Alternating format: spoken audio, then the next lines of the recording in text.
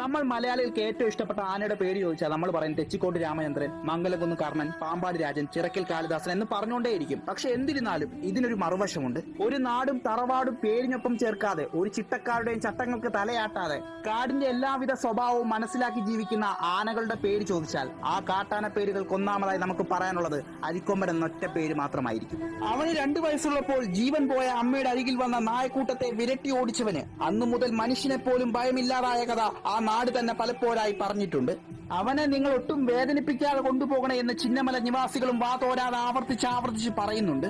അത്തരത്തിൽ ചിന്നമലയിലെ രാത്രികാലങ്ങളിൽ സ്ത്രീകളെ തേടിയിറങ്ങുന്ന മനുഷ്യ പിശാചുകൾക്ക് അരിക്കൊമ്പൻ എന്ന തലക്കെട്ട് അവസാനിക്കുമ്പോൾ മുഖത്ത് ചിരി വിരിയുന്നുണ്ടാകും. ഇടുക്കിയുടെ പേരുകെട്ട കൊമ്പനെ 4 കുങ്കിയാനകളുടെ സഹായത്താൽ നീക്കം ചെയ്യുന്ന ആനക്കേരളത്തിന് കുത്തിപ്പിടിച്ചിരുന്ന ഈ ആനക്കഥയ്ക്ക് അവസാന നിമിഷവും പ്രകൃതിയും കാറ്റും മഴയും കൂട്ടായി അവന് നിൽക്കുമ്പോഴും മനുഷ്യൻ എന്ന മനുഷ്യത്വം വിട്ട ആളുകൾ അവന് വില്ലനാവുകയാണ്.